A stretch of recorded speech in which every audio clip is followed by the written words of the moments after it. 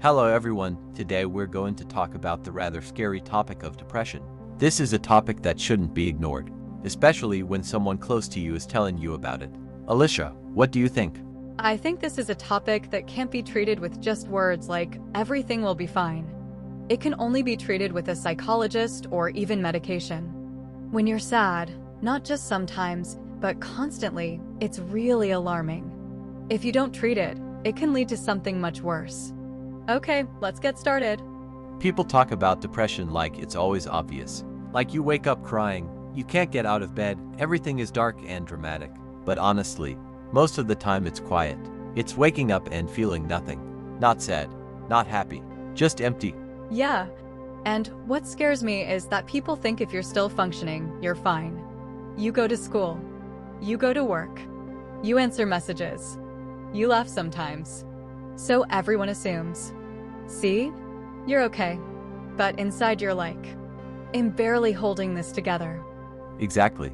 Depression isn't always lying on the floor crying. Sometimes it's brushing your teeth and thinking, why am I even doing this? And that thought doesn't scream. It whispers, and whispers are dangerous, because you can live with them for years. I think the worst part is guilt. You look at your life and think, I shouldn't feel this way. Other people have it worse. Someone is poorer. Someone is sick. Someone lost more than you. So you don't allow yourself to hurt. And that just pushes everything deeper. Yeah, depression loves comparisons. It tells you, you're weak, you're ungrateful, you're overreacting. And when you start believing that, you stop talking. Because you don't want to be a burden. I used to think depression was about sadness. But now I think it's more about disconnection. From people. From time, from yourself. You don't even know who you are anymore. Just someone moving from one day to the next. And people say, just be positive, just go outside, just think differently, like it's a switch. But if it were that easy, no one would be depressed. And honestly, those phrases can make it worse. Because now you feel broken and like you're failing at being happy. Yeah, that's true. Depression already isolates you. And bad advice just locks the door. What actually helps is someone saying, I don't fully understand, but I'm here, not trying to fix you, just staying. I also hate how depression is treated like a personality flaw. Like if you're depressed, you're lazy, or dramatic, or weak. But some of the strongest people I know are fighting it every single day silently. And here's the scary part. You can be successful, talented, hardworking, and still feel like you're drowning. Achievement doesn't cure depression. Sometimes it just hides it better. I think depression changes how time feels. The future feels heavy. The past feels painful. And the present feels pointless. So you stop planning. You stop dreaming. You just survive. Yeah, and survival mode is exhausting. People don't see how much energy it takes just to exist when your mind is fighting you. But I want to say something important. Depression lies. It tells you that this feeling is permanent. That nothing will change. That you're alone. And none of that is guaranteed to be true. Not saying it magically disappears, but it can shift. It can loosen its grip, sometimes slowly, sometimes when you least expect it. Exactly. And asking for help doesn't make you weak. It means you're choosing to stay. Talking to someone. Writing it out. Even admitting, I'm not okay. That's movement. If you're listening to this and thinking, this sounds like me, you're not broken. You're not failing at life. You're human dealing with something heavy. And the fact that you're still here, that matters more than you think. And you don't have to carry it alone. Even if today you just breathe and make it through. That's enough. Tomorrow can come later. People always imagine depression as something loud. Crying, screaming, breaking things, not getting out of bed. But that's not how it usually looks. Most of the time it's quiet. It's waking up and feeling absolutely nothing. No excitement, no sadness, just this flat, empty noise in your head. You still go to school, still go to work, still answer messages. People look at you and think, "It's fine." But inside, everything feels heavy for no reason at all. And the worst part, you don't even have a clear explanation for why you feel this way. So you start blaming yourself. You tell yourself you're weak, lazy, and grateful. Yeah, and that self-blame is deadly. Because when you don't have a visible reason, People expect you to just fix it. They say things like, others have it worse. Or just think positive. And you start believing that you're broken for no reason. I remember our friend, you know who I mean. He was always joking, always online, always present. Everyone thought he was the happiest one in the group. But when he finally opened up, it shocked everyone. He said he felt like he was disappearing slowly.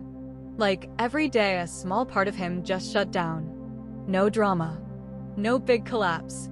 Just slow erosion. That's the scary part, how invisible it is. Our friend didn't stop functioning. He didn't fail school. He didn't disappear from social media.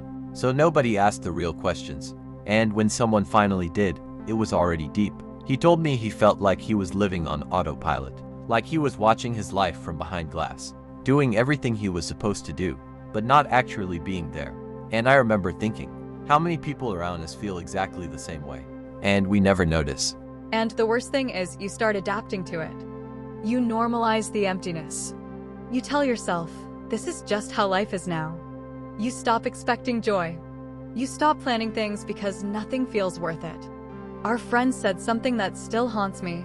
He said, I'm not sad enough for help, but not okay enough to live. That middle zone is dangerous because no one intervenes there. You're not in crisis, at least not visibly.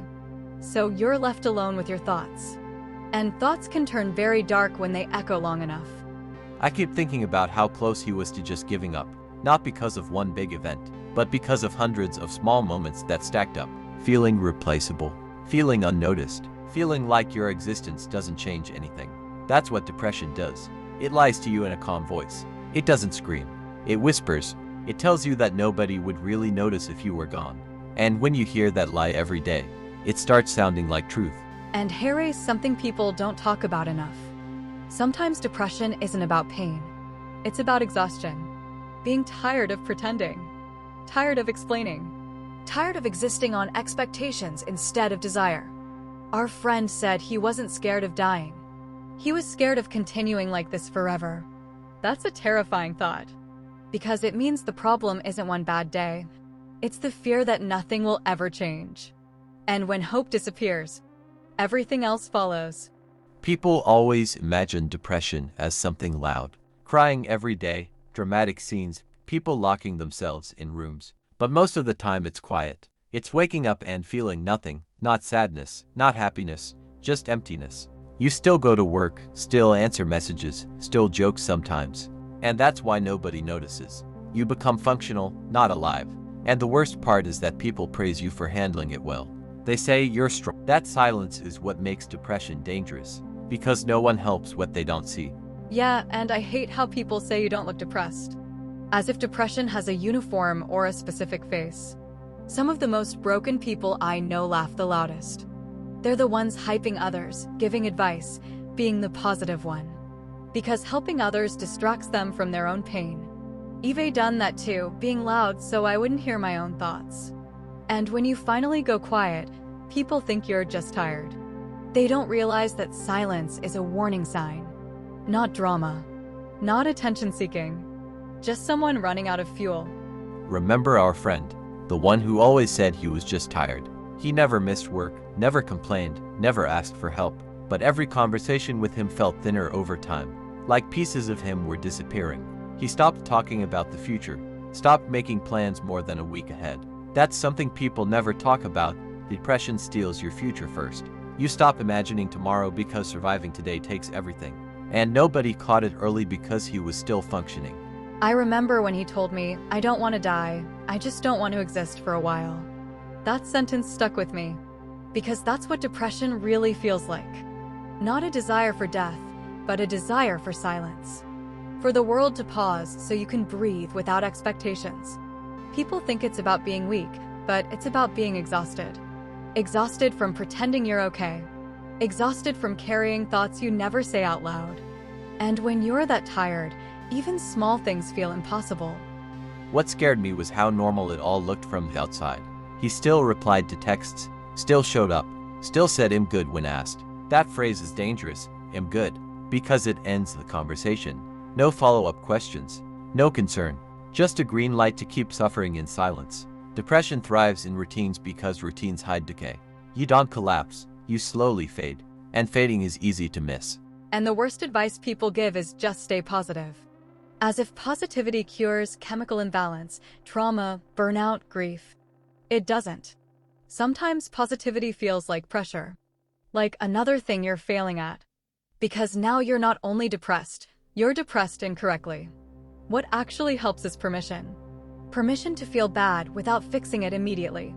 Permission to say I'm not okay without explaining everything. That's rare, and that's why people break quietly. Depression also messes with your identity. You start asking, is this who I am now? You don't trust your own thoughts. You don't trust your motivation. Even good days feel suspicious, like they're temporary glitches before the darkness comes back. And that makes recovery harder, because you're scared to hope. Hope feels risky when disappointment has been constant, so you settle for numbness instead. I think that's why people with depression often push others away. Not because they don't care, but because they don't want to be a burden. They already feel like they're too much. Too sad, too quiet, too slow, too heavy. So they isolate themselves to protect others. But isolation feeds depression. It's like trying to put out a fire by locking it in a room. It doesn't go away. It just burns hotter unseen. Depression is weird because it doesn't always look like pain. Sometimes it looks like routine. You wake up, do what you're supposed to do, talk to people, even joke, and inside you feel absolutely nothing. No sadness, no happiness, just this flat, gray noise. And that's the dangerous part, because people think depression is crying in the shower. But most of the time it's silence. It's staring at the ceiling and feeling like time is just passing through you. And when you're in that state, advice like just be positive feels insulting. Because positivity requires energy, and depression steals energy first. Yeah, and I think people underestimate how functional depression can be. You can go to work, answer messages, show up for others, and still be drowning. Eve's seen people smile perfectly while planning how to disappear from their own lives. Not even die, just vanish. And what messes with your head is the guilt. You start thinking, I shouldn't feel like this, others have it worse. So you shut up. You minimize your pain until it eats you quietly. And the scariest part? You start believing this numb version of you is the real you. Remember our friend? I won't say his name, but we both know who I mean. On the outside, he was doing fine. Job, jokes, gym sometimes, normal life. But every night he'd text something random just to feel less alone. Not him depressed, just memes, just you up. That's how depression hides. It never introduces itself properly. And one day he said something small like, I'm tired of waking up. Not dramatic, just honest. That sentence scared me more than any breakdown ever could. I remember that. And what hit me was how long he carried it alone. Years. Because he thought asking for help meant failing. Like depression was some personal weakness instead of an illness. He didn't want to be that guy. Didn't want to disappoint anyone. So he kept performing stability. And the performance was exhausting him faster than the depression itself. People don't realize pretending you're okay costs more energy than being honest. But honesty feels terrifying when you're already fragile. Here's something no one tells you. Depression lies. It tells you that this feeling is permanent, that you've always been this way, that you always will be. It rewrites your memories so everything looks darker than it really was. It convinces you that progress is fake and rest is weakness. And the worst lie, that you're a burden. Once you believe that, you stop reaching out. And isolation finishes the job depression started. So let's talk about advice. Real advice, not Instagram quotes. First, stop waiting to feel motivated. Depression doesn't allow motivation, action comes first. Tiny actions. Shower. Eat something warm. Open the window. That's not fixing depression, that's surviving it. Second, talk to someone, even badly. You don't need the right words. Just say I'm not okay and let it be messy. Silence helps depression. Connection weakens it. They'll add something uncomfortable. Sometimes you won't feel better for a long time, and that's still okay. Healing isn't linear. You can do everything right and still have bad weeks. That doesn't mean you failed. It means you're human. And if you're watching this thinking, this is me, please hear this clearly. You are not broken. You're injured, and injuries can heal, even when they don't feel like it yet. And you know what scares me the most about depression? Not the sadness, not even the emptiness. It's how quiet it is. Nobody screams "I'm depressed" every day. Most people just keep functioning. They go to school, to work, they joke, they reply "I'm fine." And inside they're slowly negotiating with themselves just to stay alive another week. And the worst part, you can look completely normal while you're falling apart. That's why so many people don't get help, because on the outside, nothing looks broken enough. And I hate how people think depression always needs a reason. Like, what happened? Sometimes nothing happened. Sometimes everything happened too slowly. Little disappointments, little failures, little loneliness stacking up until one day you wake up. And just existing feels heavy. And then you start blaming yourself. Others have it worse. Why am I like this? But pain isn't a competition. Your brain doesn't care about statistics. If it hurts, it hurts. And pretending it doesn't only makes it rot deeper. I've seen people try to outwork depression. Gym, hustle, discipline, no rest, no weakness. And sometimes that helps, for a while. But eventually, if you never talk about what's eating you, your body collects the debt. It shows up as exhaustion, anger, numbness, or worse. Depression isn't laziness. It's not lack of willpower.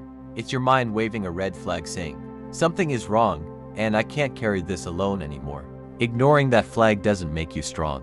It just makes the crash harder later. And here is something nobody likes to say. You don't need to hit rock bottom to ask for help. You don't need to be suicidal. You don't need to be bad enough. If you feel lost, empty, disconnected, tired of pretending, that's already enough. Talking doesn't mean you're weak. It means you're honest. And honesty is way harder than silence.